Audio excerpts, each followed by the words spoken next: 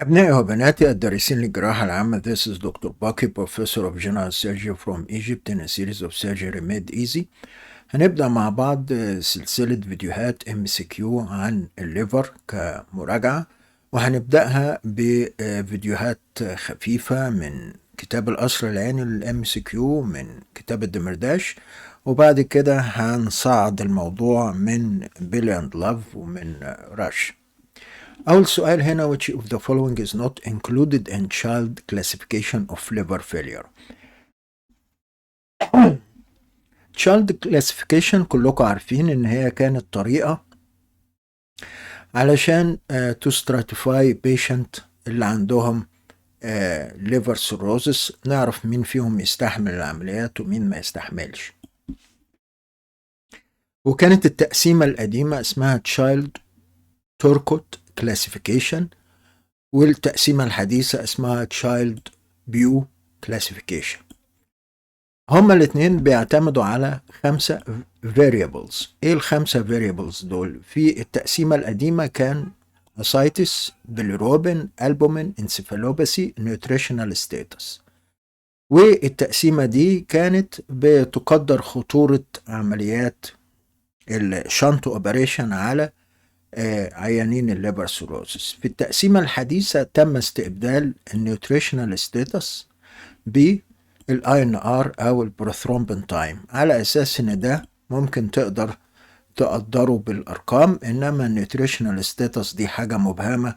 انت بتعمل وصف بتقول excellent وجود وبور، ما بيبقاش حاجة واضحة. فهو هنا السؤال طبعا التقسيمة الحديثة دي علشان تعمل stratification للعيانين بتوعك، تشوف مين فيهم هيستحمل non-shunt surgery in particular liver transplantation. Which of the following is not included in child classification of liver failure؟ severity of encephalopathy one of the variables، serum albumin، prothrombin time، state of nutrition، ALT. طبعا ال ALT كأنزيم لا هو موجود هنا ولا هو موجود هنا، مش موجود لا في القديم ولا في الجديد. اوكي، فاتفقنا خليكم بقى ايه مركزين على الجديد اللي هو تشايلد بيو، بيتكون من Ascites، bilirubin، albumin، INR and encephalopathy. اوكي. An alcoholic patient referred to you with his serum bilirubin 3 mg%، prothrombin time 16 seconds and albumin 3 g%، no ascites or encephalopathy. What is the grade of this patient according to child Bew score؟ هنشوف الجريد. العيان عنده السيرم بلوروبين 3 ملغ. لما يكون السيرم بلوروبين 3 ملغ هياخد درجتين، ادي 2 points. وعنده البروثرومبين تايم 16 سكند والكنترول 12، يعني فرق 4. فهنا البروثرومبين تايم لما يكون فرق 4 ياخد درجتين كمان، يبقى 2 و2 4. الألبومين بتاعه 3 جرام، الألبومين هنا 3 جرام، من 2.8 ل3.5 ياخد درجتين، ومعانا 4 يبقى كده 6. نو أسايتس بياخد 1 بوينت يبقى 7، ونو انسفالوباسي بياخد 1 بوينت يبقى كده 8. يبقى اللي جايب 8 يبقى A ولا B ولا C؟ الكنترول بيقولك من 7 ل9 يبقى B. الراجل ده جايب 8، يبقى الإجابة بتاعتنا ايه؟ B، اللي هي B، لأن هو السكور بتاعه 8. اوكي. The recognized 4 complications of cirrhosis are all except ascites is a complication, true. Portal hypertension is a complication. Hepatic failure is a complication, true. Hepatic rupture is not a complication. Hepatoma أو Hepatosolar Carcinoma is a complication of cirrhosis. يبقى في كل دول الإكسبشن hepatic rupture. السيروزس ما بيفرقعش الليفر. اوكي. In a long-standing case of compensated cirrhosis, sudden deterioration can occur due to، يعني انت بتتابع عيان عنده compensated cirrhosis وفجأة حصل تدهور في الحالة العامة بتاعته، تشك في ايه؟ هيباتوما يكون جاله هيباتوسيلر كارسينوما true. بورتوسيستميك انسفالوباثي true. spontaneous bacterial peritonitis لو كان عنده شوية ascites وحصل عليها spontaneous bacterial peritonitis هتعمل deterioration true. يبقى all of the above. Go for all of the above. Pringle maneuvers refers to clamp over the IVC no. Over hepatic vein no. Clamp across foramen of Winslow yes. This is the answer.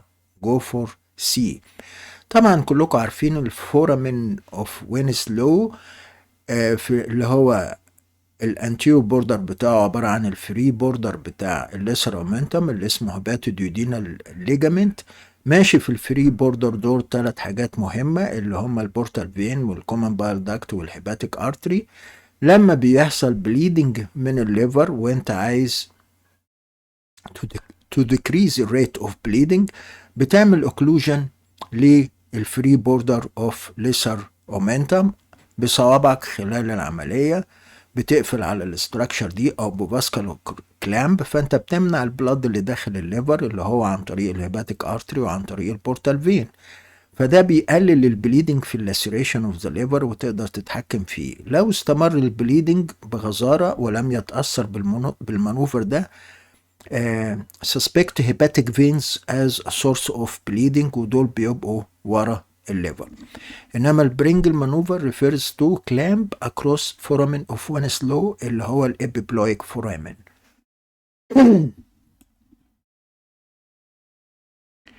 In splenic vein thrombosis collaterals develop around go for fundus of the stomach. Splenic vein thrombosis هيحصل congestion و varicosity في الفانتس اوف ذا ستومك زي ما انت شايفها بالمنظر كده، لان هي دي كانت دريند عن طريق شورت جاستريك فينز ثم السبلينيك فين. فلما حصل سبلينيك فين ثرومبوزس حصل فيهم باك بريشر وظهرت الفاريكوستي في الفندس of the stomach as you see.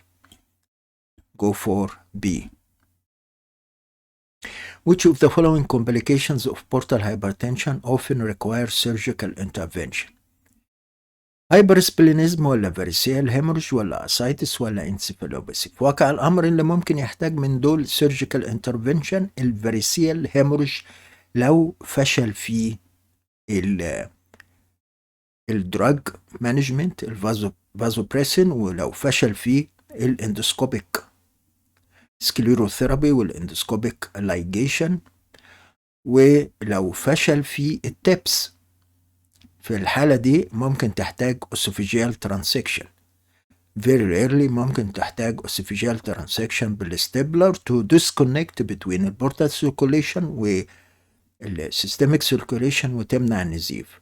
دي الوحيدة في الكومبليكيشن اللي might need surgical intervention. إنما الهايبرسبلينيزم في واقع الأمر بيبقى asymptomatic والعيان بيحتمله، وإنما للأسف الشديد هو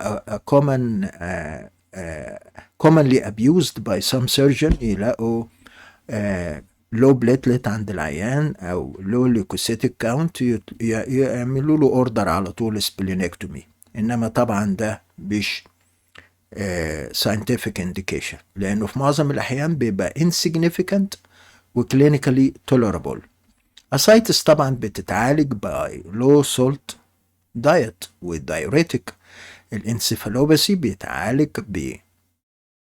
بملينات وبلاكتيلوز وبأورال نيومايسين عشان تقتل البكتيريا اللي في الأمعاء اللي هي بتشتغل على البلد وبتطلع أمونيا، والأمونيا بيروح على السيستميك سيركوليشن يعمل انسفالوباثي.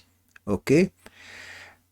في الاب تو ديت بيقول لك لو عيان عنده فاريسيال هيموريج وما استجابش لأي حاجة من اللي انت عملتها ولا سنج ستيكن تيوب ولا دراج ثيرابي ولا اندوسكوبيك سكليروثيرابي، لو عملت شنت سيرجري هتبقى افكتيف ان هي توقف البليدنج، بيسموها emergency شنت. انما المورتاليتي ريت بتاعتها up to 50% لان الجنرال كونديشن اوف ذا بيشنت is very bad.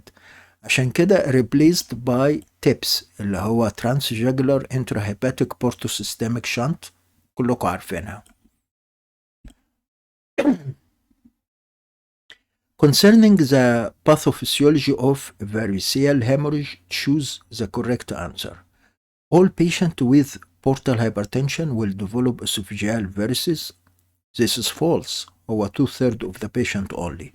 All patients with esophageal varices eventually bleed. This is false. 2/3 of them might bleed. Variceal size can predict the incidence of variceal hemorrhage. This is false. حجم الدوالي لوحديها ما هواش predictable of bleeding. يعني مثلا تعمل منظار وتشوف دوالي منتفخة قوي تقول العيان ده هينزف بالشرط، وممكن تكون تشوف دوالي صغيرة وتقول مش هينزف وينزف منها. اوكي، يبقى ده false برضو. H2 blockade cannot decrease the incidence of rebleeding after esophageal hemorrhage. This is true. This is the correct answer. إن عيان بعد attack of esophageal hematemesis bleeding من esophageal varices، اوعى تتخيل ان انت لما تقلل الحموضة بتاعت المعدة ده هيبقى less erosive على الفيرسز ومش هينزف تاني. ده كلام مش مظبوط. يعني تديله H2 blocker او تديله BBI on the assumption that might protect him from further bleeding. This is wrong. يبقى ده الكوريكت انسر. الرسمة دي بتقول لك ليه الاسوفيجيال فيرسز بتنزف. طبعا لما يحصل increase hepatic resistance وفايبروزس بيحصل portal hypertension، وبرضه لما يزيد البورتال انفلو بورتال بلاد فوليوم هيحصل بورتال هايبرتنشن. لما يحصل بورتال هايبرتنشن بيصل للهيباتيك فينس بريشر جريدينت بيبقى اكتر من 10 ملم ميركوري. ده بياخد ايه الديفينيشن اوف بورتال هايبرتنشن. اوكي، البورتال بلاد بريشر لما يزيد هيعمل ايه دايلاتيشن اوف بري اكزيستنج فيسل وهيعمل varices at the lower end esophagus. اوكي، repeated increase in portal pressure due to meals او ethanol او increased intra-abdominal pressure هيعمل dilatation of varices وهيوصل الهيباتيك فينس بريشر جريدينت يبقى اكتر من 12 ملم ميركوري. دي بقى العتبة، دي الثريشولد اللي لما بيوصل الضغط جوه الفاريسز لهذا الرقم بتفرقع والعيان بينزف. يبقى المين فاكتور اللي بتخلي اسوفيجيال فيرسز عند واحد تنزف والتاني لا، ان اللي نزف ده وصل عنده الهيباتيك فينس بريشر جريدينت اكتر من 12 ملم ميركوري. ضغط الدم جوه الفيرسز بقى عالي جدا ففرقعت وعملت هيماتيمسيس وبليدنج. اوكي، Spot the wrong statement about gastroesophageal bleeding. Bleeding may often be severe to cause collapse. True. Endoscopic sclerotherapy can arrest bleeding. True. Prophylactic sclerotherapy in gastroesophageal varices obviates chance of bleeding and prolongs survival. This is false. This is false. Prophylactic sclerotherapy will not prolong survival. Tamponade by a single staking tube is effective. This is true. يبقى false. الexception is C.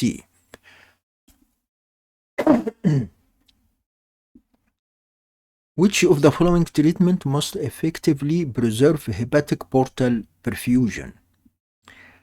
Distal splenorenal shunt ولا conventional splenorenal shunt ولا endoscopic sclerotherapy ولا side to side portacaval shunt؟ طبعا الوحيد اللي في دول اللي preserve hepatic portal perfusion is endoscopic sclerotherapy. ما بيجيش خالص ناحية كمية البلد اللي رايحة الليفر، ما بيقللهاش خالص. انما اي شنت سيرجري is going to decrease كمية البلد اللي رايحة الليفر especially لو كانت non-selective. فالإجابة هنا أقل تريتمنت ممكن يأثر على الهيباتيك بورتال بيرفيوجن اللي هو السكليروثيرابي، اندوسكوبيك سكليروثيرابي. الديستال سبلينورينال شانت اللي هي وارن شانت عبارة عن ايه؟ بتسيب السبلين بتاع العيان زي ما هو وبتوصل السبلينيك فين بالليفت رينال فين، فانت بتعمل سيلكتيف شانت بتقلل الضغط selectively في اللور end of the esophagus والupper part of the stomach عن طريق هذا الشنط، وفي نفس الوقت بتحافظ على البلاد فلو من البورتال فين للسيروتيك ليفر. الكونفنشنال سبلينورينال شنط بتشيل السبلين وبتوصل للسبلينيك فين بالليفت رينال فين، فدي نون سيلكتيف، دي كل الدم اللي في البورتال فين هيروح على الليفت رينال فين على السيستميك سيركوليشن. السايد تو سايد بورتاكيفال شنط نون سيلكتيف برضه، دي هتسحب كل الدم اللي رايح الليفر وهتوديه على الانفيو فينا كافا سيستميك سيركوليشن. انما الوحيده اللي هي لا تؤثر في معدلات الدم اللي ماشي في البورتال فين ورايح الليفر اللي هي الاندوسكوبيك سكليروثيرابي، وده منظر للمنظار وهو بيحقن دوالي المريء انترافاريسيال او بيريفاريسيال وبيعمل فيها ثرومبوزس عشان يوقف النزيف. Which of the following shunts is associated with the lowest risk of hepatic encephalopathy؟ لما تسأل السؤال ده go direct to Warren shunt distal splenorenal shunt، دي بتعمل selective shunt، يعني زي ما انتوا شايفين كده لما بتوصل السبلينيك فين بالليفت رينال فين you are decongesting the lower end of the esophagus selectively، you are decreasing the incidence of bleeding from esophageal varices. In the same time you are keeping blood in the portal vein going to the liver. Okay, so it is selective.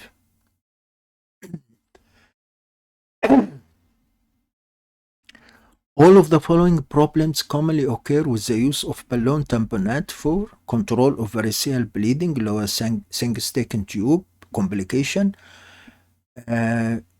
All are true except ممكن تعمل pneumonia. Yes. True. Aspiration of nasopharyngeal secretion. True. ممكن يحصل منها rebleeding following removal of the tube. Very true. في حوالي 60-70% من الأحيان. ممكن تعمل gastritis. لا. This is false. This is the exception. ممكن تعمل esophageal ulceration and or perforation. Very true. It can lead to esophageal perforation لو سبتها مدة كبيرة. البالون دي ضغط على اللور اند اسوفاجس او زودت الضغط جوه البالون ده ممكن يعمل esophageal perforation، فهي بتعمل مشاكل كتيرة جدا بس مش من ضمنها gastritis. اوكي.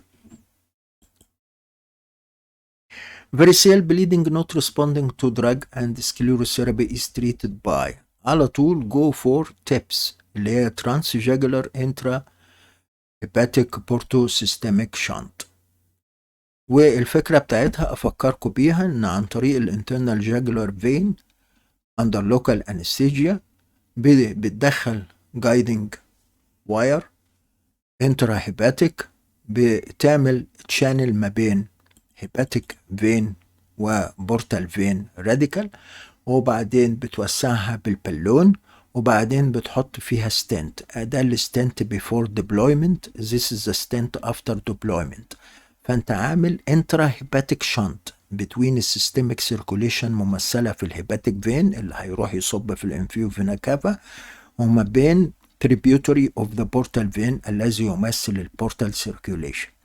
فالتبس دي بتقلل الضغط في البورتال circulation وبتقلل معدلات النزيف من الاسوفيجيال فيرسز وبتعتبر أنطرة أو بريدج بنحضر العيان في الوقت ده فور ليفر ترانسبلانتيشن. اوكي. هنا بيقول لك before adopting tips one must exclude cardiovascular disease, portal vein occlusion, infew vena cava obstruction, all of the above. في واقع الأمر you have to exclude all of the above. ليه؟ لو العيان بتاعك بيعاني من heart failure cardiovascular disease وانت عملت له الشنط دي فانت بتجيب كمية دم كبيرة من البورتال circulation على السيستميك circulation وقلبه تعبان فقلبه مش هيعرف يضخ الدم الكتير ده والفيلير هيزيد. ادي واحدة. بورتال فين occlusion طبعا لازم تتأكد ان البورتال فين not occluded by thrombosis علشان توصله وتعمل الشنط دي، لان لو كان مقفول يبقى الشنط دي ملهاش اي لازمة مش هتجيب دم من هنا لهنا. لازم تتأكد ان مفيش انفيو فينا كافا obstruction، لان لو عملت شنط والانفيو فينا كافا is occluded اكنك ما عملتش حاجة خالص. اوكي، ف all of the above should be excluded before doing tips. Intrahepatic biliary leaks with stone characterizes hepatic polycystic disease, primary biliary cirrhosis, Caroli disease, cholangitis. طبعا intrahepatic biliary leaks with stone characterizes Caroli disease. ايه Caroli disease ده؟ افكركم بالكوليدوكال سيست، وده congenital dilatation في البلياري سيستم. في منه انواع. الموست كومن تايب ان الانسان يتولد بفيوزيفورم دايلاتيشن في الكومن بايل داكت. This is the most common type 1. وممكن تبقى ساكولار دايلاتيشن كده تايب 2، وممكن تبقى ساك انتراديودينال تايب 3، وممكن يبقى في دايلاتيشن اكسترا هيباتيك وانترا هيباتيك تايب 4، وممكن الدايلاتيشن يبقى انترا هيباتيك بس اللي هو الكارولي ديزيز. طبعا انترا هيباتيك دايلاتيشن معناها ستيزس، معناها انفكشن وكولونجايتس، ومعناها فرصة فور ستون فورميشن. عشان كده هو بيقول لك انترا هيباتيك بيلياري ليكس ويز ستون كاركترايزز ايه؟ كارولي ديزيز. وطبعا دي بري كانسرس كونديشن. اوكي. Multiple liver abscesses are suggestive of bile phlebitis, suppurative cholangitis, septicemia, all of the above. Go for all of the above. كل دول ممكن يعملوا liver abscess، سواء portal biemia، بكتيريا جاية من diverticulitis أو acute appendicitis عن طريق البورتال فين ورايحة الليفر، ممكن تعمل multiple liver abscess. Suppurative cholangitis ضيق او ستريكشر او ستون في الكومن بايل داكت بتعمل ستيزس وانفكشن، وممكن تعمل اسcending انفكشن ومالتيبل ليفر ابسس. او سبتسيميا ان جنرال، ممكن البكتيريا توصل عن طريق الهيباتيك ارتري وتعمل مالتيبل ليفر ابسس. all of the above can cause multiple liver abscess، وده سي تي مبين لك multiple liver abscess. Regarding hydatid disease, all are true except it is due to entamoeba histolytica. This is untrue. This is false. لأن الhydatid is due to echinococcus granulosus. هو ده الإكسبشن، والباقي هتلاقيه true. Man is an accidental intermediate host. True. The liver is the commonest site of infection. True. The false capsule is formed by the host. True. دي اللايف سايكل بتاع الهيداتد وافكركم بيها. الدوج هو الديفينيتيف هوست. بينزل الايج بتاع الايكاينوكوكس جرانيلوزس في الاعشاب بتاكلها الشيبس. بعد كده بتكمل دورة الحياة في الشيبس وبتبقى موجودة في الكبد والرئة بتاعت الشيبس. الحيوانات اللي هي بتتذبح بره السلخانة بيعطر فيها الكلب، بياكل الكبدة أو الرئة بتاعة الأخنام وبتكمل دورة الحياة في جسمه. يبقى ده الترو intermediate host أو اليوجوال intermediate host. الإنسان بقى occasional واكسيدنتال intermediate host. in what way بقى؟ ممكن الإنسان يأكل مزروعات وجرجير وفكل ملوث ببراز الكلب مش مغسول، أو ممكن الإنسان ده بيربي الكلب ده عنده بيقعد يلعبه فإيده بتتسخ بالبراز بتاعت الكلب ومنها إلى بقه فيأكل السكوليسيز زيه زي الخروف بالظبط، تكمل دورة الحياة في جسمه ويبقى عنده هيداتد في الليفر. بس تقف بقى دورة الحياة عند الإنسان، لأن مفيش كلب هياكل إنسان، إنما ممكن الكلب ياكل أحشاء من الخروف. أوكي، فيبقى إذن هي due to Echinococcus granulosus وليس انتاميبا هوستوليتيكا. يبقى ده الإكسبشن والباقي كله ترو.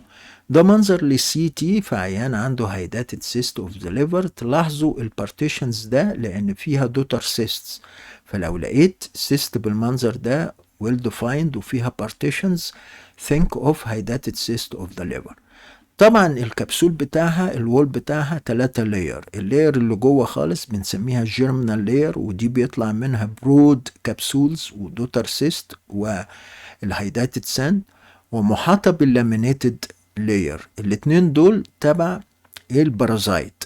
اللاير التالتة اللي بره دي كونكتيف تيشو لاير، دي تبع الهوست، تبع الانسان او تبع الخروف، وبتبقى لازقه في الليفر بتاعت الانسان.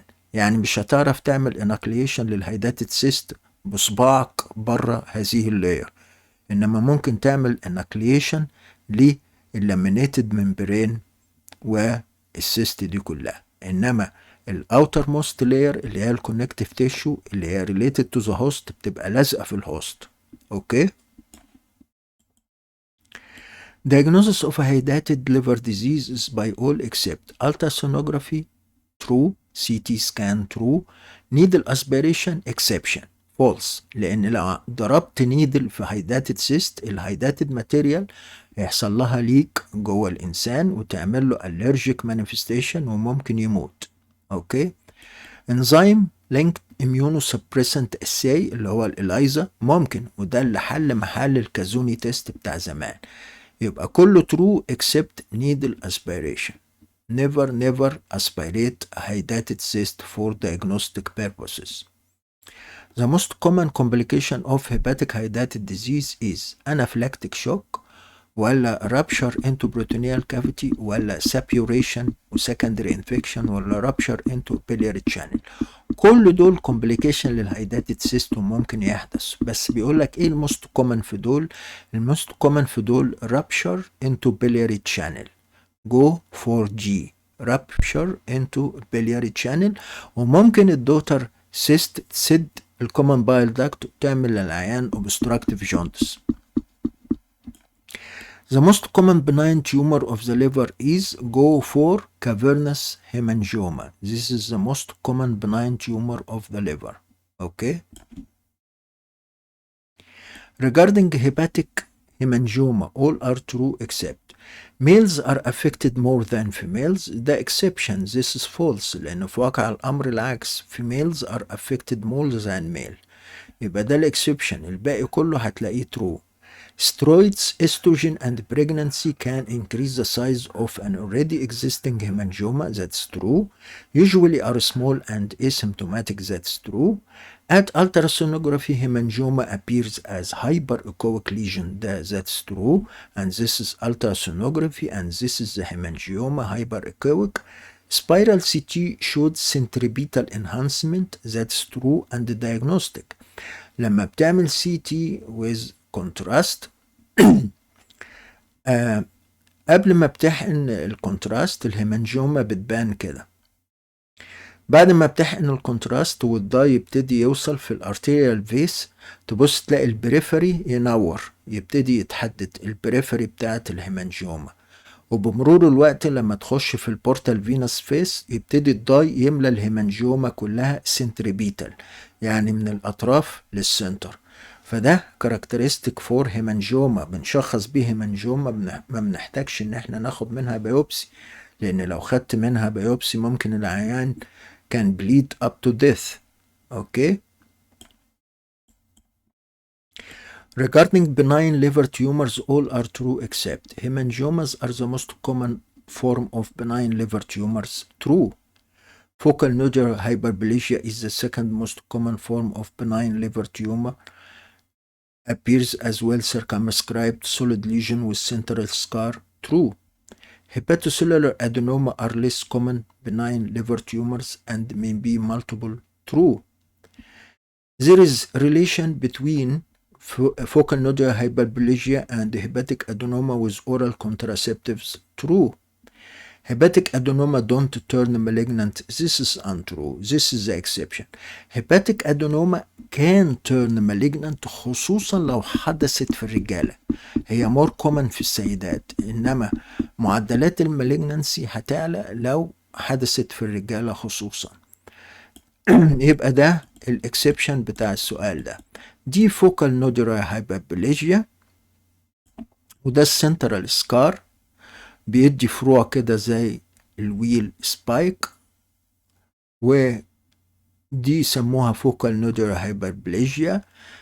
معدلات البليدنج منها ومعدلات ان هي تترن مالجنانت فيري فيري فيري فيري لو. مشكلتها الوحيدة ان هي بتلخبطك مع هيباتوما. اوكي.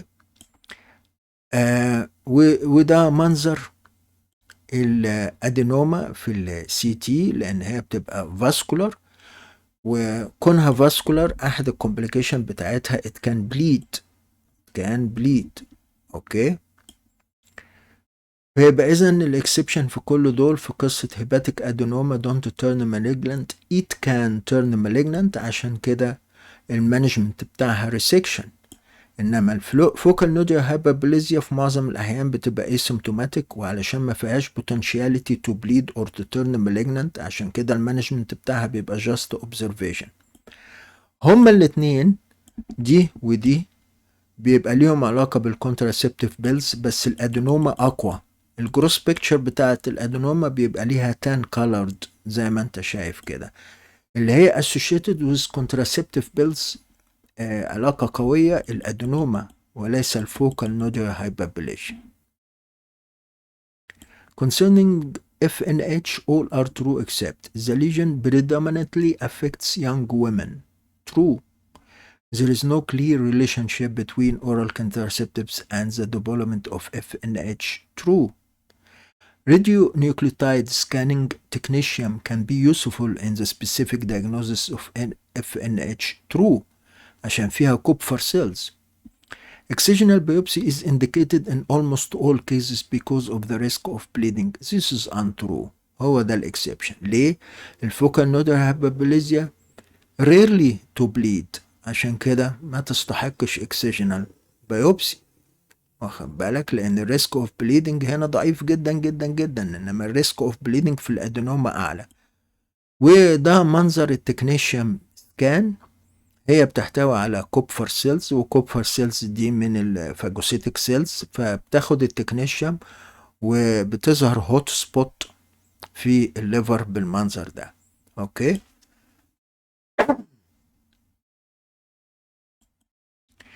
worldwide the most important predisposing factors for hepatocellular carcinoma is alcoholic cirrhosis. True. Hepatitis B infection. True. Hepatitis C infection. True.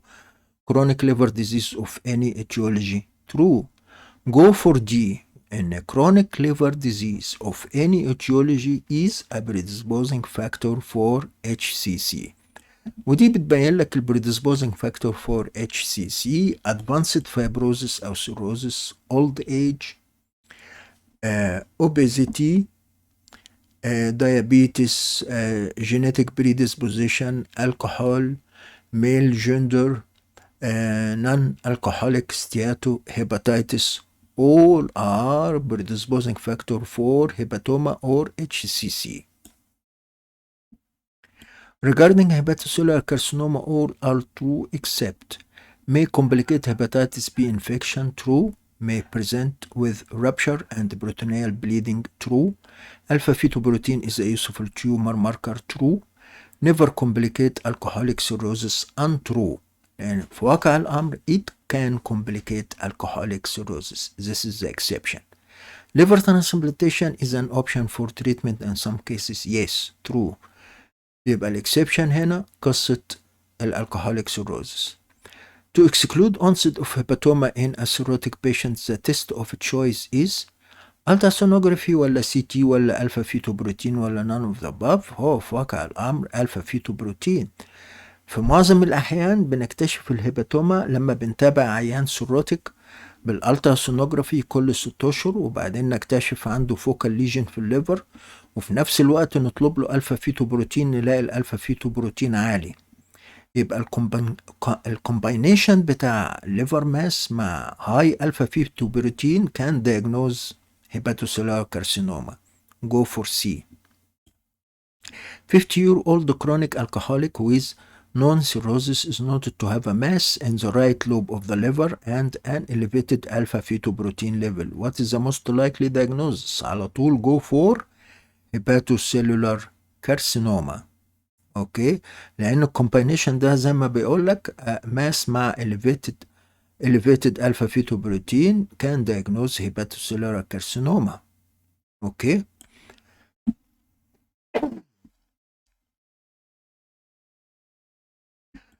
most primary and metastatic tumors of the liver derive nearly all their blood supply منين؟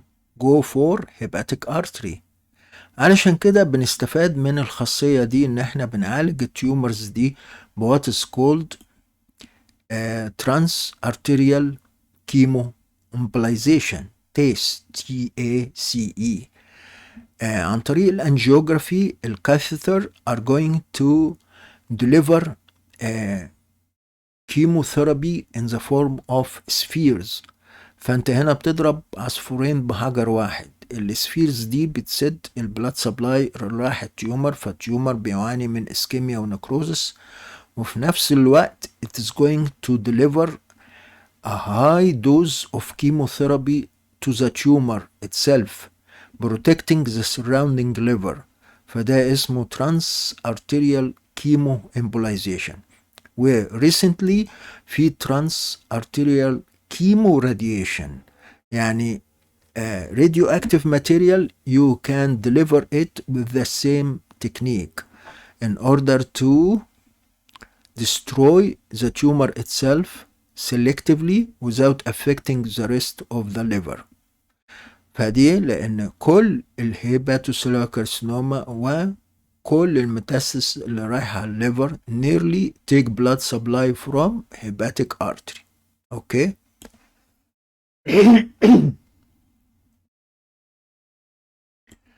As regards to treatment of HCC, choose the correct answer. Liver resection for salutary HCC in patient with child A and B. True. Liver transplantation is indicated in child C patient with a single HCC أقل من 5 سم أو حجمها 5 سم. True. Ablation is considered in a single tumor أقل من 2 سم, child class B, and 2 to 3 tumors أقل من 3 سم. True. Traditional chemotherapy is generally ineffective, causes many side effects that may severely impair the patient quality of life. That's true. المقصود بالتراديشنال كيموثيرابي ان انت تدي سيستميك كيموثيرابي عن طريق الوريد، يأثر على الجسم كله، يأثر على شعر العيان، يأثر على الميكوزا اوف ذا جي اي تي، فبيدمر الرابيدلي ديفايدنج سيلز سواء كانت نورمال او تبع التيومر. all are true. يبقى الإجابة هنا all are true. كل ده are true regarding treatment of HCC. As regard to treatment of HCC, all are true except liver resection is the treatment of choice in patient with normal livers، يعني الفانكشن كويسة، and the child is cirrhosis when the disease is localized to the liver وما فيش extra hepatic metastasis. That's true. Liver transplantation is the treatment of choice in child C patient with limited tumor involvement when the disease is localized to the liver. That's true. Radiofrequency is successful in tumors up to 10 cm. That is untrue. هو radiofrequency بيشتغل up to 5 سم، إنما أكتر من 5 سم الهيت مش هيبقى enough to ablate the tumor mass. يبقى this is the exception. Transanterior chemoembolization TACE in patient with preserved liver function. Liver function عندهم معقولة and depend on the fact that HCC receive almost 100% of its blood supply from the hepatic artery. That's true. يبقى في كل دول الاكسبشن قصة الراديو فريكوانسي يشتغل على 10 سنتي، هو بيشتغل على up to 5 سنتي، والفكرة منه انتوا عارفينها من الفيديوهات السابقة.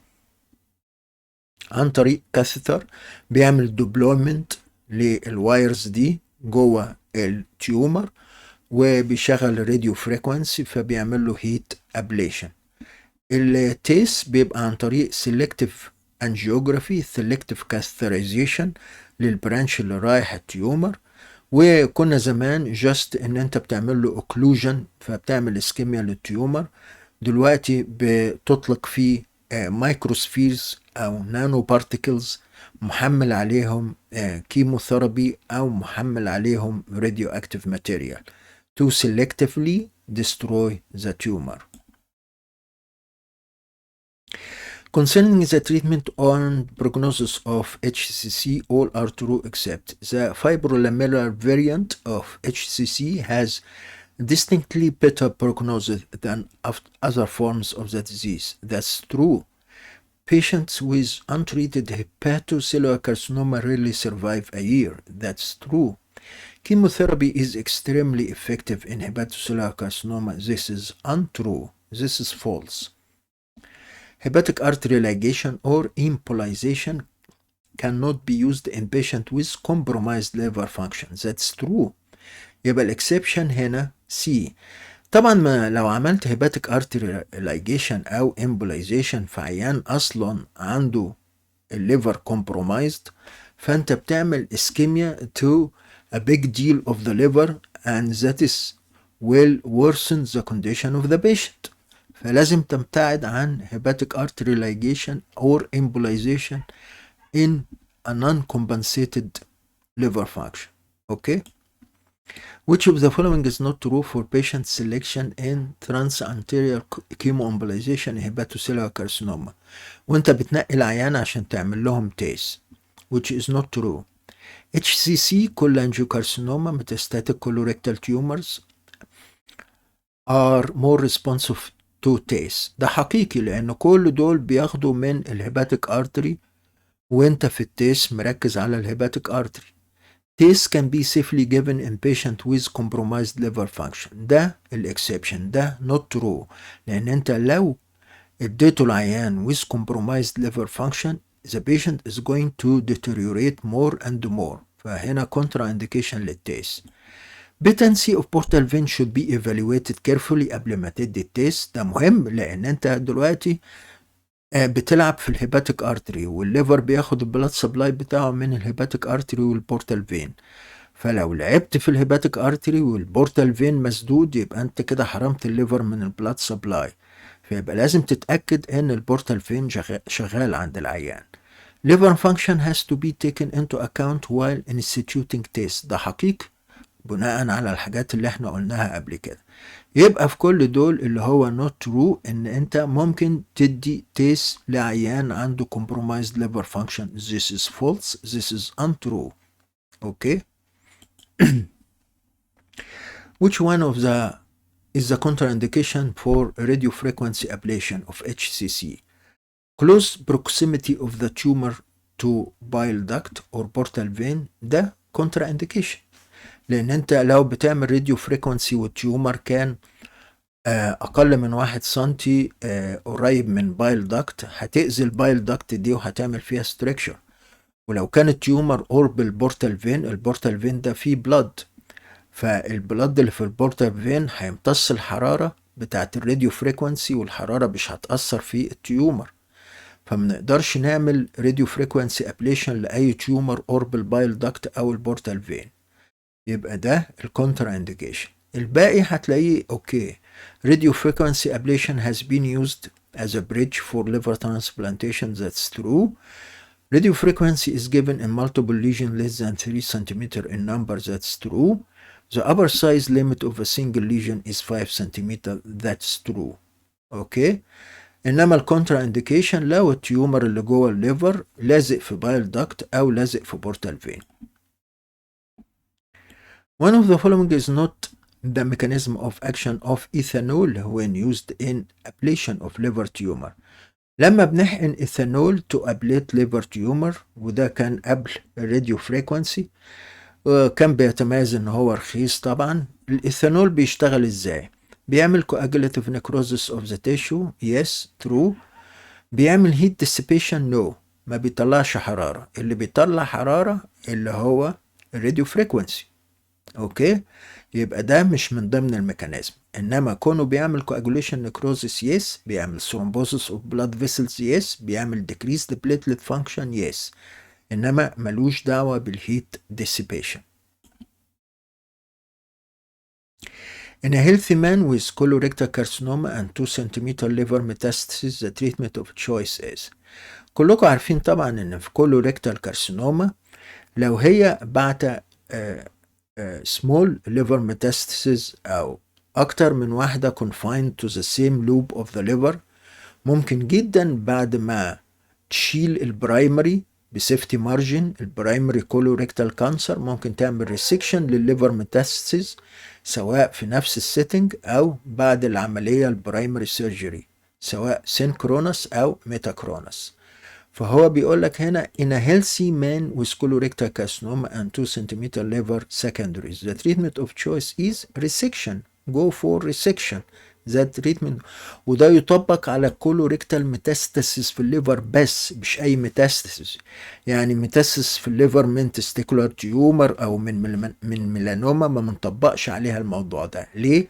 لانه اكتشفوا ان في الكولوريكتال كانسر بس لما بيبعت ليميتد ميتاستاسيس للليفر وعملت لهم ريسكشن ده بيطول السرفايفل بتاع العيان في حوالي من 25 ل 30% من البيشنت. انما الرقم ده والنتيجة ده مش موجودة في other primary carcinoma metastasizing to the liver.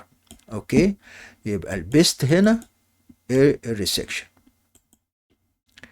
Refractory ascites of cirrhosis can be treated by tips ولا intravenous infusion of salt poor albumin ولا peritoneal jugular shunt Levine shunt ولا all of the above.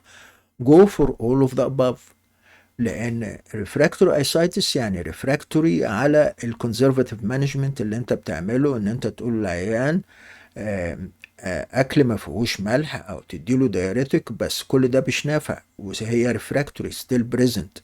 يبقى ممكن تحاول بالتبس تديله البومين عشان الالبومين ده بيعلي الاسموتيك بريشر بتاع البلد فبيسحب السوائل من الاكسترا سيلولار فلويد.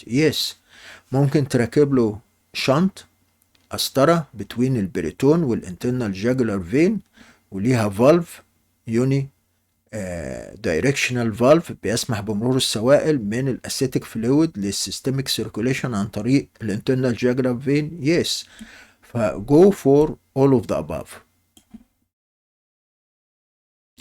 The most feared complication of Denver shunt is go for DIC disseminated intravascular coagulopathy. هي ممكن تعمل كل دول، ممكن تبقى infected، ممكن تبقى تتسد، تبقى malfunction، ممكن ترابشر، انما ممكن تعمل دي اي سي. انما الموست فيرد اللي هو كان كيل اللي هو الدي اي سي. اوكي. In Baki syndrome the occlusion is at the go for hepatic veins. الباتكياري syndrome الهيباتيك فينز اللي هي بتصب في الانفيو فينا كافا قبل ما يخترق الديافراجم تبقى occluded. دي بتعمل حاجة اسمها باتكياري syndrome. اوكي. لما بتتسد الهيباتيك فينز بيحصل كونجيشن في الليفر وبمرور الوقت الكونجيشن بيؤدي الى اسكيميا وبيؤدي الى ليفر سيروزس وبيؤدي الى اسايتس. فبيبقى العيان بيعاني من وجع ويعاني من هيباتوميجالي وبيعاني من بورتال هايبرتنشن وبيعاني من اسايتس بسبب ان البورتال فينز الهيباتيك فينز اتسدوا. اوكي. يبقى الباتكياري occlusion of hepatic veins. All of the following statements regarding Baki syndrome are true except it can occur due to thrombosis of portal vein. No, this is the exception. This is false. هي occur due to thrombosis of hepatic veins. اوكي. يبقى هتعلم على ايه؟ الباقي كله هتلاقيه true. It's presents with the classical triad of abdominal pain, ascites and hepatomegaly. True. Liver transplantation is an effective treatment. True. Caudate loop hypertrophy is often present. ده true وهنعرف ليه بعد شوية. A small cirrhotic liver with grossly enlarged caudate loop demands exclusion of Baki syndrome. ليه بقى؟ الباتكياري syndrome لما الهيباتيك فينز بتتسد بتعمل congestion وهيباتوميجالي وبعد ما بتزود السيناسويدال بريشر في الليفر تعمل اسكيميا والليفر بيبقى شرانكن وفايبروتيك ويحصل بورتال هايبرتنشن. الليفر كله بيتأثر ما عدا الكوديت لوب. الكوديت لوب اللي هي سيجمنت 1. ليه؟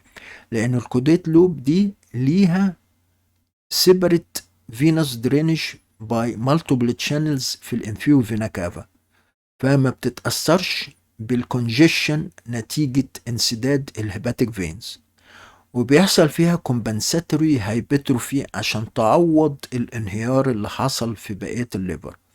فالسؤال بيقولك لما تلاقي واحد عنده شرانكن ليفر وهايبرتروفي في الكوديت لوب اللي هو سيجمنت 1، تفكر في ايه؟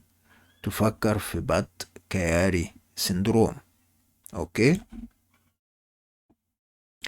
Which of the following proteins is not primarily sensitized in the liver? Albumin, fibrinogen, von Willebrand factor, transferring factor 7. في كل دول اللي هو ملوش دعوة بالليفر اللي هو C، لأن von Willebrand factor is liberated from the endothelium. Okay. About the free border of the lesser omentum, all the following are true except it is called the hepatoduodenal ligament. True. The common bile duct is anterior and to the right. True. It contains the hepatic veins. Untrue. This is the exception. الفري بوردر اوف ذا lesser omentum ما فيهوش hepatic veins. الهيباتيك veins دي موجودة في البوستيريور aspect of the liver. It contains the portal vein. True. It contains the hepatic artery. True. ده الهيباتو ديودينال ليجامنت او الفري بوردر اوف ذا lesser omentum بيحتوي على 3 important structure. البورتال فين في الخلف، وقدامه على اليمين الكومن بايل داكت، وقدامه على الشمال الهيباتيك ارتري. مفيش قصة الهيباتيك فينز دي خالص، وليه اسم تاني اسمه هيباتو ديودينال ليجامنت. اوكي. The caudate lobe is segment 1. ادي الكوديت لوب سيجمنت 1، وزي ما قلت لك قبل كده بتتميز بحاجات خاصة بيها. ايه هي؟ ان هي بتاخد ارتيريال بلاد سبلاي من البرانشز اللي رايحة الليفت لوب والرايت لوب اوف ذا ليفر، وبتاخد من البورتال سيركيليشن برضو من البرانشز اللي رايحة الليفت لوب والرايت لوب اوف ذا ليفر. الفينس درينج بتاعها بسيبريت سمول فينز رايحه الانفيو فينا كافا مباشره، ملهاش دعوه بالهيباتيك فينز اللي هم رايت هيباتيك فين وميدل هيباتيك فين وليفت هيباتيك فين. فده اليونيك فيتشرز اوف كوديت لوب او سيجمنت 1، عشان كده بيحصل لها هايبرتروفي في حالات الباتكياري سيندروم. About surgical anatomy of the liver, all of the following are true except the caudate lobe is supplied by the right and left hepatic arteries. True. A portal triad contains bile duct, hepatic artery, and portal vein. True. Segment 2 and 3 form the part of the liver to the left of the falciform ligament. True. The falciform ligament divides the liver into surgical right and left lobe. This is untrue. This is false. The hepatic veins drain into the inferior vena cava. True. يبقى الاكسبشن هنا دي، لأنه في واقع الأمر اللي بيقسم الليفر into surgical loops مش الفالسيفورم ليجمنت. الفالسيفورم ليجمنت بيقسمه into anatomical loops بتاع أولى وتانية anatomy، إنما في بلين بيمتد من الجول بلادر للانفيو فينا كافا. في البلين ده بيبقى ماشي الميدل هيباتيك فين، هو ده اللي بيقسم الفانكشنال ليفر انتو رايت سيرجيكال لوب وليفت سيرجيكال لوب. اوكي.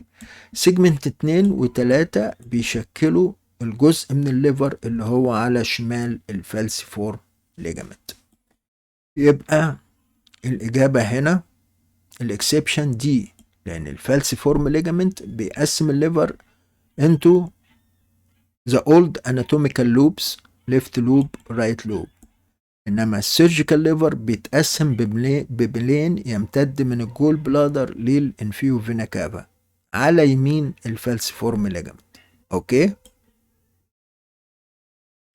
About liver function test, all the following are true except prothrombin time is markedly prolonged in patient with hemolytic jaundice. This is the exception. This is false.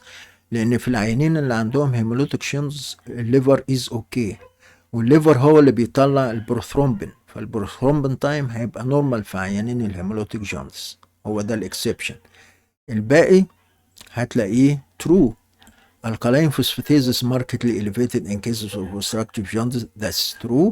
Conjugated bilirubin shows more marked elevation than the unconjugated form in cases of obstructive jaundice. That's true. ALT and AST are markedly elevated in cases of viral hepatitis. That's true. Serum albumin is reduced in cases of liver cirrhosis. That's true. About liver injuries, all of the following are true except prognosis of liver injury depends largely on the presence of associated injuries. True. Chest steps higher than the 6 intercostal space do not injure the liver. This is the exception. This is false. This is untrue. ليه؟ لأن ال upper border of the liver during expiration بيصل للفورس intercostal space. بيصل للفورس. فلو واحد خد سكينة في الفيفث سبيس أو في الفورس انتركوستال سبيس يعني أعلى من السكس، ممكن جدا الليفر يبقى انجرد. فهو الصح بتاع العبارة دي ايه؟ ان لو ضربة السكينة أعلى من الفورث مش السكس، لو هي أعلى من الفورث مش هتأذي الليفر، إنما أي حاجة تحت الفورث هتأذي الليفر، يبقى ده الاكسبشن. الباقي هتلاقيه true. A stab injury in the liver causes damage only in its track. True. A bullet injury shatters the liver. That's true. In a stable patient, minor liver injuries can be treated conservatively. That's true. Isolated injury of one of the following organ is usually treated conservatively. هيحط لك بعض الأورجان وبيقول لك مين فيهم بيستجيب كويس جدا للكونزرفاتيف مانجمنت، السبلين ولا الكدني ولا الليفر ولا الكولون ولا السمول انتستين. في كل دول الاستجابة حلوة جدا في الكدني. ليه؟ الكدني لما بتنزف والريتروبروتينيال ممبرين انتاكت بيعمل تامبوناد افكت، والهيماتوما بتبقى تامبونادد، وممكن جدا ان النزيف يتوقف كونزرفاتيفلي بدون تدخل جراحي. ده الكدني في البلانت تروما. اوكي. السبلين في الماينور تروما برضو ممكن يستجيب للكونسرفتيف مانجمنت، والليفر كذلك يستجيب، انما احسن واحد بيستجيب للكدني لانه ريتروبروتينيال ستراكشر فبيبقى التمبونات قوي، انما السبلين والليفر مازال انترابروتينيال ستراكشر. الكولون بقى والسمول انتستين متى ما اتفتحوا لازم تفتح العيان، لان دول بيطلعوا بكتيريا، والبكتيريا بتعمل بروتونايتس، دول هولو فيسكس. فونس injured no conservative treatment, you have to interfere. Okay. About liver injuries, one of the following is true. The main danger of liver injury is biliary proteinitis. False. لأن المين danger of liver injury is bleeding up to death. Pringle's maneuver entails control of the hepatic veins. False. لأن Pringle's maneuver control hepatic artery و portal vein. Packing of the liver injury should not be tried as it is waste valuable time. False. Because packing can save the life of the patient. Suturing a liver tear can cause hemophilia. Yes, this is the true one. This is the true one. لما يكون في تير في الليفر وانت خيطته السطح بتاعه هيبقى تحت منك كافيتي. الكافيتي دي لو فيها injured bile duct هتوصل الدم للبايل داكت والعيان هيعاني من هيموبيليا. يبقى دي الترو ستيتمنت. Suturing liver tear can cause hemophilia. All liver injuries require emergency surgery. False. لأن minor liver injury especially grade 1 و 2 و 3 can be treated conservatively. Even حتى في up to date دلوقتي بيقول لك كل grades of liver injury طالما العيان stable ومحتاجش too much blood transfusion can be treated conservatively in the ICU. اوكي. يبقى العبارة دي suturing the liver tear خصوصا لو بطريقة سطحية كان كوز هيموبيليا، دي الترو ستيتمنت والباقي كله فولس. ده طبعا عيان عنده هيموبيليا يعني في بلاد انتقل من الليفر للبلياري تراكت، وبعدين هينزل في الديودينم عن طريق الأمبولا أوف واتر، وممكن العيان يستفرغ دم هيماتيمسيس، وممكن ينزل الدم مع البراز هيماتوكيزيا. بنعرفها ازاي؟ بنعرفها بالاندوسكوبي، بتشوف دم coming from the ampulla of water. اوكي. الباكينج بقى في بعض حالات الليفر انجري لما بتعمل بيري هيباتيك باكينج، بيري نيفر انترا هيباتيك، اوعى تحط الباك جوه اللاسيريشن. انما لما بتعمل بيري هيباتيك باكينج بالمنظر ده وتودي العيان الرعاية المركزة، يقعد يوم أو يومين لغاية لما يظبطوا له الكواجولوباسي ويظبطوا له الهايبوثيرميا، ويظبطوا له الأسيدوزس. بترجعه تاني أوضة العمليات عشان تشيل الباك في ظرف يوم أو يومين. في معظم الأحوال بتلاقي البليدنج واقف. فالبيري هيباتيك باكينج كان سيف لايفز اوف ذا بيشنت. البرينجلز مانوفر، واخد بالك انت بتحط فاسكولار كلامب او بصوابعك بتقفل على الفري بوردر اوف ذا ليسر اومنتم، يبقى كده انت عملت اوكلوجن للبورتال فين والهيباتيك ارتري، اللي هما المواسير اللي بتودي الدم للليفر. فده بيقلل من البليدنج من اللاسيريشن، ويو كان كاتش البليدنج فيسلز with artery and you can ligate, you can cauterize like this، فبيقلل البليدنج. لو استمر البليدنج رغم الاوكلوجن والبرينجلز مانوفر، يبقى coming from hepatic veins at the back of the liver because you are not controlling hepatic veins by this maneuver. Okay. Cause of liver abscess include all of the following except spread by lymphatics from acute appendicitis. ده الاكسبشن. This is false. لأن lymphatics of acute appendicitis has nothing to do with lymphatics of the liver. لما بيحصل spread of bacteria من acute appendicitis للليفر بتبقى عن طريق البورتال فين وليس عن طريق الليمفاتكس. اوكي. الباقي بقى هتلاقيه true. Spread by the portal vein from colonic diverticulitis, true. Spread through the biliary tract from cholangitis, true.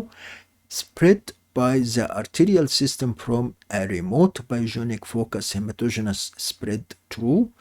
Infection by Entamoeba histolytica that reaches the liver through the portal vein ممكن تعمل amoebic liver abscess, that's true. والرسمة دي بتبين لك الطرق اللي بتوصل بيها البكتيريا للليفر عشان تعمل ليفر ابسس. اشهر طريق عن طريق البلياري تراكت، عن طريق انسداد في الكومن بايل داكت بستركشر او مالجنانسي او حصوه، هيحصل ستيزس ومالتيبليكيشن اوف بكتيريا واسندن كولانجايتس، وممكن تعمل بايوجينيك ليفر ابسس سنجل او مالتيبل. عن طريق البكتيريا والبورتال فين ينقلها من دايفرتيكولايتس او ينقلها من اكيوت امينوسايتس، ممكن تعمل ليفر ابس. عن طريق الهيباتيك ارتري من ريموت سيبتيك فوكس ممكن البكتيريا توصل للليفر وتعمل ليفر ابسس. عن طريق نير باي اورجان زي مثلا جول بلادر ممكن تصل البكتيريا وتعمل ليفر ابسس. وخد بالك في نسبة من العيانين اللي عندهم ليفر ابسس مش هتقدر تعرف السورس جاي منين، حوالي 20% هيبقى السورس مجهول بالنسبة لك. اوكي. Regarding amoebic liver abscess, all of the following statements are true except Entamoeba histolytica travels from the colon to the liver through the portal vein, true. amoebic liver abscess contains brown fluid, true، اللي هو الانشوفي صوص، اللي هو hemolyzed liver tissue يعني necrotic hepatocytes مع شوية دم يعمل brown fluid، that's true. Differential diagnosis include hepatocellular carcinoma, that's true. في بعض المناطق في أفريقيا وفي موزمبيق الهيباتوسيلر كارسينوما بتبقى very aggressive، تعمل وجع، تكبر بسرعة شديدة وتعمل وجع في الجنب اليمين وتعمل حرارة وتعمل deterioration في general condition of the patient، تدي نفس البيكتشر بتاع الأميبيك ليفر أبسس، بس في واقع الأمر العيان عنده هيباتوسيلر كارسينوما. Complication includes empyema, that's true. Surgical incision and drainage of amoebic liver abscess is the main line of treatment. This is untrue. This is a false statement. This is the answer. لأنه في واقع الأمر نادرا ما بنتدخل جراحيا في عيانين الأميبيك ليفر abscess.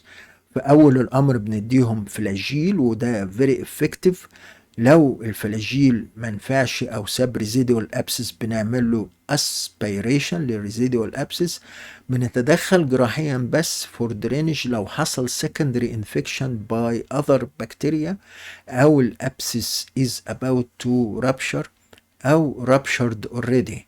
انما غير كده ما بنتدخلش جراحيا، بنعتمد على الفلاجيل او الاسبيريشن. ده منظر لعيان عنده في الرايت لوب amoebic liver abscess which is the preferred location for amoebic liver abscess. وده افريكان بيشنت بيعملوا له اسبيريشن، واللي انتوا شايفينه ده الانشوفي صوص او الشوكولات ماتيريال اللي طالعه من الابسس، ما بيطلعش البص اللي هو الطحينه بتاعت الاستافيلوكوكاي والستريبتوكوكاي. بيطلع حاجه لونها بني كده زي الصوص بتاع الانشوجة، او بنسموها شوكولات كولرد اللي هو عبارة عن لايزد ليفر تيشو. لايزد ليفر تيشو ده لما بندور فيه على الانتاميبا ما بنلاقيهاش عادة، لان الانتاميبا بتبقى موجودة في الوول، بتاكل في الوول ولايسنج ذا وول اوف ذا ليفر، ما بتبقاش موجودة في السنتر بتاع الكافيتي. Regarding hydatid disease, all of the following statements are true except it is caused by Echinococcus granulosus. True. Man is definitive host. Exception. Man is occasional intermediate host. امال مين الديفينيتيف هوست؟ الدوج. الدوج بيبدأ بالدي والديفينيتيف بتبدأ بالدي، يبقى هو ده الاكسبشن. اوكي، الباقي هتلاقيه true. The liver is the commonest site of infection. True. Can be diagnosed by heme agglutination test. True. Is resistant to treatment by metronidazole. True. لأن المترونيدازول بيعالج الأميبا، ما بيعالجش الهيداتد. أمال الهيداتد ممكن تديها إيه؟ البندازول أو مبندازول وليس مترونيدازول. أوكي؟ يبقى الكلام الخطأ هنا ان الانسان definitive host هو في واقع الامر accidental او occasional intermediate host وليس definitive host. definitive host اللي هو الكلب، ال البرايمري او الترو intermediate host اللي هو الشيبس، انما الانسان occasional او accidental intermediate host. اوكي. About portal hypertension, all of the following statements are true except the normal portal pressure is 10 centimeter water. True. The commonest cause of portal hypertension are viral hepatitis and alcoholism. True. Viral hepatitis A does not cause portal hypertension. That's true. لأن في معظم الأحيان الناس بتخف منه without ill effects. Schistosomiasis carries a worse prognosis than post-hepatitis cirrhosis. This is untrue. This is the answer. لأن في واقع الأمر البلهارسيا بتعمل periportal fibrosis أو pre-sinusoidal fibrosis. ده ما بيبقى معاه too much necrosis of the liver tissue، فعشان كده البروجنوزس بتاعها أحسن من البوست هيباتيتس سيروزس. في البوست هيباتيتس سيروزس بيبقى فيه too much necrosis of the liver tissue، ده مش موجود في البلهارسيال فايبروزس of the liver. اوكي، يبقى الاكسبشن هنا جي. دي هتلاقيها true. The most serious site of portal systemic anastomosis is at the lower esophagus and upper stomach. That's true. To stop bleeding from esophageal versus the first choice is emergency shunt ولا emergency splenectomy ولا emergency transection of the esophagus ولا beta blocker ولا emergency endoscopic sclerotherapy. Go for E. طبعا ال first choice is emergency endoscopic sclerotherapy أو variceal band ligation to stop bleeding from esophageal varices. وده منظر لتو فيرسز عليهم باند، هو ده اللي بيتعمل في الامرجنسي.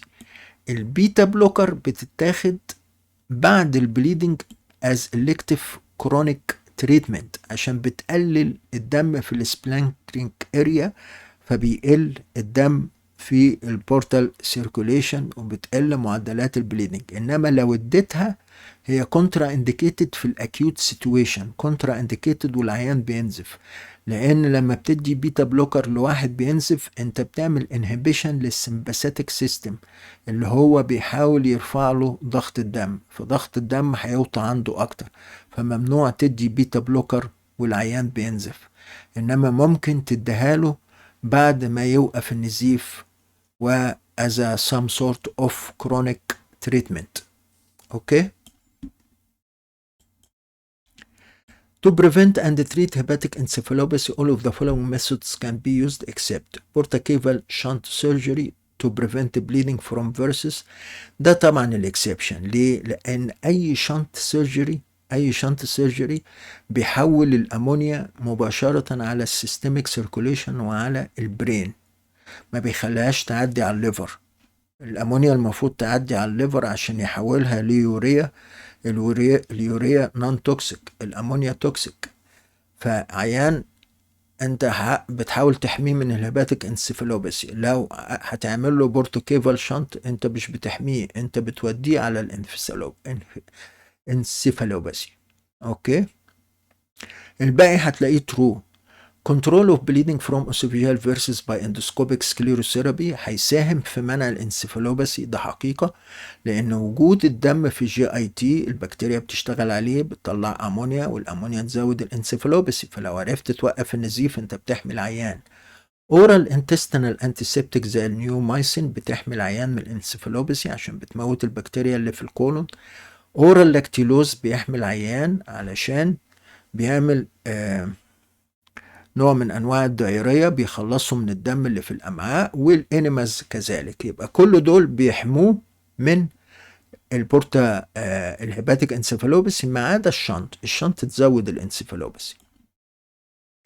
About child classification, all of the following statements are true except there are 5 grades in this classification. هو ده الاكسبشن. This is false لانه في واقع الامر في 3 جريدز بس، A و B و C مش 5. هو بيعتمد على 5 variables. الفاريبلز اللي انت بتقيم بيهم العيان اللي هم الالبومين والبيليروبين والاسايتس والانسفالوباثي والاي ان ار. انما بعد ما تستخدم ال5 variables العيانين هتستفهم في 3 جريدز A و B و C. اوكي، يبقى ده الاكسبشن، الباقي هتلاقيه true. Child class A carries the best prognosis. True. In a class B patient serum albumin lies between 30-35 gram per liter. True. In a class B patient serum bilirubin lies between 2-3 milligram percent. True. Easily controlled ascites may be present in child class B patient. True. About ascites, all of the following statements are true except malignant ascites is commonly hemorrhagic. That's true. Ascites of the liver cirrhosis is transudate. That's true. Ascites of TB peritonitis has a protein contents less than 30 gram per liter. This is untrue لأن التي بي بيعمل اكسوديت. الاكسوديت في التي بي محتوى البروتين بتاعه عالي، فبيبقى أعلى من 30 جرام بر لتر أو أعلى من 3 جرام برسنت. يبقى هو ده الإكسبشن، هو ده الإكسبشن. الباقي هتلاقيه true. One of the factors that cause ascites in patient with liver cirrhosis is hypoalbuminemia, which is true. One of the sources of ascites in patient with liver cirrhosis is lymph from the surface of the liver, lymphoria. That's true. ده عيان عنده cirrhosis. السيروزس بتعمل بورتال هايبرتنشن. البورتال هايبرتنشن لوكالايزز الترانسوديت في منطقة البريتون. يعني البورتال هايبرتنشن بتخلي الاسايتس او تجمع السوائل في عيان الليفر ديسيز يبدأ في بطنه قبل ما رجله تورم. اوكي، طيب السيروزس كمان بيقلل الالبومين، والالبومين لما يقل معناها الانكوتيك بريشر بتاع الدم بيقل، يبقى الارتشاح من جوه الكابيلاريز للاكسترا سيرولار فلويد بيزيد، وده بيزود الاسايتس. اوكي، برضو الليفر سيروزس الالدوستيرون ما مفروض الليفر يعمل ديستراكشن للالدوستيرون. لما الليفر يبقى سيروتيك الالدوستيرون يبقى عالي. طب الالدوستيرون بيعمل ايه في جسم الانسان؟ بيحتفظ بالسوائل والصوديوم. لما يحصل صوديوم اند ووتر ريتنشن الاسايتس يزيد.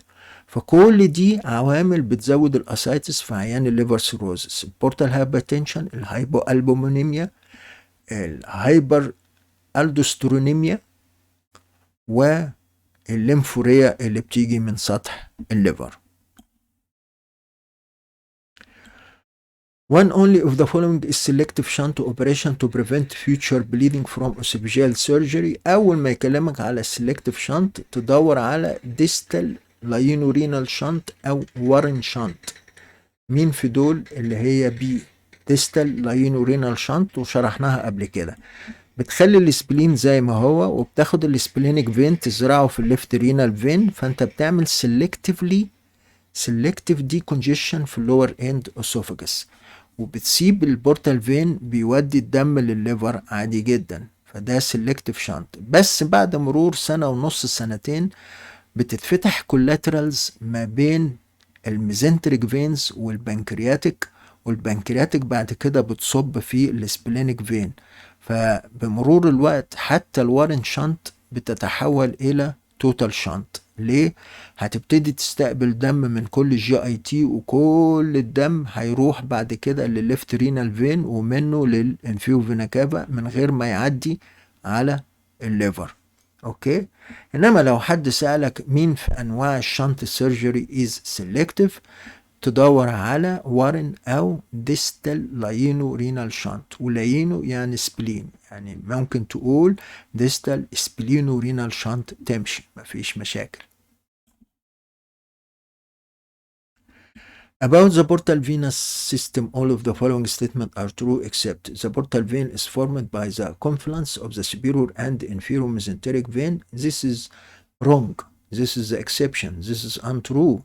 لأن في واقع الأمر البورتال فين ناتج اتحاد السبلينيك فين مع السبيرو ميزنتريك فين خلف النك اوف ذا بنكرياس. هو هنا بيكلمك على سبيريور وانفيرور ميزنتريك فين. لا، السبلينيك فين مع السبيرو ميزنتريك فين ورا النك اوف ذا بنكرياس. امال الانفيرور ميزنتريك فين ده بيروح فين؟ بيروح يصب في السبلينيك فين قبل ما يوصل للنك اوف ذا بنكرياس. اوكي، يبقى ده الاكسبشن. الباقي هتلاقيه true. The portal vein is formed behind the neck of the pancreas. True. The portal vein lies in the anterior wall of the opening into the lesser sac اللي هي foramen of Winslow. That's true. The left gastric vein ends in the portal vein. That's true. وادي الستامب بتاع الليفت gastric vein وهو داخل في البورتال فين. The rectum drains into the portal venous system. That's true.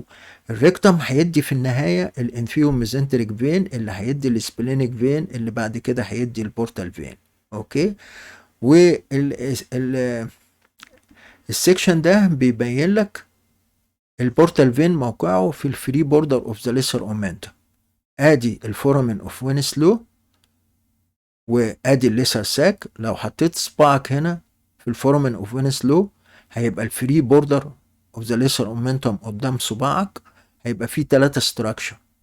اول ستراكشر اللي هو بستيرور هيبقى البورتال فين وقدامه حاجتين، اللي على اليمين داكت كومن بايل داكت، دي يعني ديكسترو يعني على اليمين، وعلى شمالها هيبقى الهيباتيك ارتري. الاناتومي في المنطقه دي مهم جدا جدا جدا. ورا صباعك بقى هيبقى another important فين اللي هو الانفيو فينا كافا. About liver tumors, all of the following statements are true except benign tumors are more frequent in females. That's true. Hepatosolar carcinoma is more frequent in males. That's true. Focal nodal hyperplasia is related to the use of contraceptive pills. That's true, but to a lesser degree than adenoma. Focal nodal hyperplasia is pre-cancer. That is not true. This is false. This is the exception. لأن في واقع الأمر ما هياش pre-cancerous. أمال مين اللي pre-cancerous؟ الأدينوما. أوكي؟ يبقى go for D. اللي بعد كده هتلاقيه true. Alpha fetoprotein is not elevated in patient with liver cell adenoma. ده أكيد لأن هو بيرتفع مع الهيباتوسيلر كارسينوما. أوكي؟ الفوكال نودال هايبربليزيا بتفرق عن الادينوما في ايه؟ ان فيها بايل داكتس وفيها كوبفر سيلز. انما الادينوما ما فيهاش بايل داكتس وما فيهاش كوبفر سيلز. اوكي. About liver hemangioma, one statement only is true. This is a rare condition. This is false. Hemangioma is the most common benign tumor of the liver. Most of liver hemangioma cause pain. This is false. Most of the liver hemangioma are asymptomatic. The best way to diagnose it is by laparoscopy. This is false also. The best way to diagnose hemangioma by MRI. لما تعمل MRI الهيمانجيوما تبان كرة بيضة كده بيسموها الوايت بالب، لايت بالب ساين، يعني كأنها لمبة منورة، لايت بالب ساين. يبقى البيست فور هيمانجيوما MRI مش لاباروسكوبي. بيوبسي is necessary for diagnosis، ده خطأ كبير لأن لو عملت لها بيوبسي هتنزف وممكن العيان ينزف up to death. Surgical resection is rarely needed. Yes, this is the true answer. يبقى all are false except E.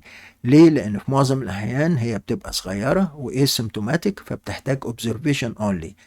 Very very rarely لو كانت كبيرة وبتحبس البليتلتس وبتموت البليتلتس وبتعمل ثرومبوسايتوبينيا واتس كولد كاساباخ ميريت سندروم، في الحالة دي بتحتاج سيرجيكال ريسكشن أو حصل فيها رابشر، ففي الحالة دي بتحتاج سيرجيكال ريسكشن. ده very rarely، إنما في معظم الأحيان هي صغيرة وإيسيمتوماتيك. فده منظرها الوايت بالب ساين في الMRI، ده منظرها في الCT. في الCT برضو بتتشخص بالسنتريبيتال فلو. في الارتيريال فيز بيبتدي البريفري ينور بالمنظر ده، وفي الفينس فيز بيبتدي الداي يملى الهيمانجيوما كلها لان هي عبارة عن كافيرنس بلاد سبيسز فبتتملي بالداي. اوكي، ده منظرها في الجروس باثولوجي، وده منظرها في الالتراسونوجرافي بتبقى هايبر كيويك في الالترا سونوجرافي. اوكي، البيست دايجنوستيك تول MRI. All of the following statements about cholangiocarcinoma are true except cholangiocarcinoma may affect intra or extrahepatic bile ducts. True. Infestation with Colonorhynchus sinensis is a predisposing factor. True. Highest incidence in the Far East. True. It is in fact an adenocarcinoma. That's true. Fortunately, intrahepatic cholangiocarcinoma is usually discovered at an early stage. This is untrue. يبقى ده الاكسبشن، لأنه في واقع الأمر الكولانجيوكارسينوما والهيباتوسيلر كارسينوما بيدوا very subtle non-specific symptoms early in the disease in the form of weakness, dull pain، وده بيضيع الوقت على العيان، ومعظمهم لما بيتشخصوا at an advanced stage وليس early stage. يبقى دي الرونج ستيتمنت. وده منظر للموست كومن cholangiocarcinoma at the confluence of the right hepatic duct مع left hepatic duct what is called Klatskin tumor. okay. All of the following predisposed to HCC except hepatitis B, that's true. Hepatitis C, that's true. Liver cirrhosis, that's true. Aflatoxin ingestion, that's true. Previous irradiation of the abdomen, that is not true. This is false. Previous irradiation of the abdomen does not predispose to HCC. أو في واقع الأمر irradiation predisposed to papillary carcinoma of the thyroid، إنما ملهاش دعوة بالهيباتوسيلر كارسينوما. About liver hydatid disease, all of the following statements are true except man is the usual intermediate host. ده الexception. This is wrong. لأن في واقع الأمر sheep is the usual intermediate host. أمال المان is occasional accidental intermediate host وليس usual intermediate host. الباقي هتلاقيه true. Multiple cysts may be present. True. A cyst may communicate with the bile duct. True. ممكن تعمل obstructive jaundice.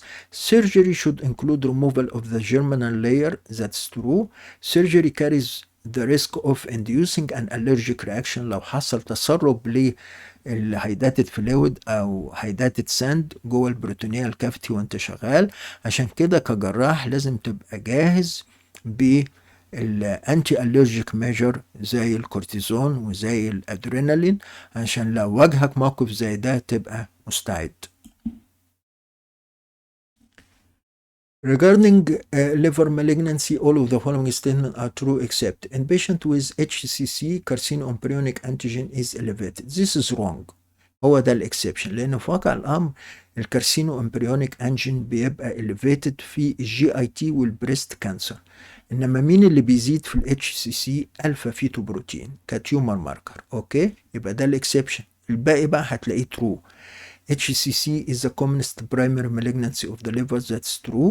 HCC usually develops on top of liver cirrhosis. That's true. Metastasis may originate from gastric adenocarcinoma. That's true. Metastasis to the liver with a solitary metastatic nodule from colon cancer. Surgery may still be curative. Resection of the liver metastasis may still be curative لو كانت جاية من colorectal cancer ومش جاية من أي حتة تانية. لو كانت solitary أو few confined to one loop. Okay. All of the following about HCC are true except the majority of HCC occur on top of previously unhealthy liver. That's true. It may be multicentric. That's true. The blood supply of HCC is derived from the portal vein. This is untrue. This is false. لأن في واقع الأمر البلاد سبلاي جاي منين؟ جاي من الهيباتيك ارتري. يبقى هو ده الاكسبشن، والباقي كله هتلاقيه true. On a triphysic CT scan, HCC shows hypervascularity, which is true. In the presence of characteristic CT features of HCC and markedly elevated alpha-fetoprotein, there is no need for liver biopsy. That is true. Okay. ده منظر الترايفيزيك سي تي في الارتيريال فيز. بتبص تلاقي الهيباتوسيلر كارسينوما is very vascular زي ما انتم شايفين كده، وبعد كده في البورتال فينس فيز بتبتدي تبقى فيدنج بالمنظر ده. فلو لقيت المنظر ده مع elevated alpha fetoprotein ما انتش محتاج تعمل بايوبسي. اوكي. ال HCC بتبقى هايبر فاسكولار في السي تي، انما لو دي ميتاسيس بتبقى هايبو فاسكولار. يعني دي ممكن تكون ميتاسيس، تعرفها ازاي؟ بتبقى هايبو فاسكولار في السي تي. اوكي. All of the following are methods of treatment of HCC except radiotherapy. هو ده الاكسبشن، لان في واقع الامر اللي عنده هيباتوسولار كارسينوما ما بنوصفلوش external beam irradiation، دي مش هتأثر فيها لان هي راديو ريزيستنس. انما الباقي كان دو liver resection، كان دو selective chemotherapy، كان دو embolization، كان دو percutaneous radio frequency ablation، كان دو. اوكي. recently طبعا في لاين اوف تريتمنت اللي هو ترانس ارتيريال راديو امبولايزيشن. ترانس ارتيريال راديو امبولايزيشن، انما هو هنا بيكلمك على التراديشنال اكسترنال بيم راديو ثيرابي على المنطقه بتاعه الليفر في حالات اتش سي سي. ده ما هواش لاين اوف تريتمنت لان الاتش سي سي is gonna be radio resistant. اوكي. Liver metastases are commonly caused by any of the following primary cancer except colon, testis, pancreas, stomach, rectum. كل دول هيدوا liver metastasis ما عدا التستس. ليه؟ لأن الفينس درينج بتاع التستس بيروح اليمين على الانفيو فينا كافا والشمال على الليفت رينال فين، ما بيروحوش على الليفر. انما كل دول الكولون والبنكرياس والاستومك والريكتم بيودوا على البورتال فين. البورتال فين لازم يعدي على الليفر قبل ما الدم يوصل للسيستميك سيركوليشن. فالليفر هنا الفلتر نمرة واحد لكل دول ما عدا التستس، وكل دول هيدوا متسس في الليفر. انما التستس لما هتدي اللنج اكتر من الليفر بكتير. فالاكسبشن هنا التستس. بسبب ايه؟ ان الفينس درينج بتاعها ملوش دعوه بالبورتال فين، ده بيصب مباشره اليمين في الانفيو فينا كافا، الشمال في الليفت رينال فين. بكده يبقى جينا لنهايه هذا الفيديو الطويل. Thank you so much for watching this video. This is Dr. Baki, Professor of General Surgery from Egypt, in a series of surgery made easy. Now kindly like, share, and subscribe.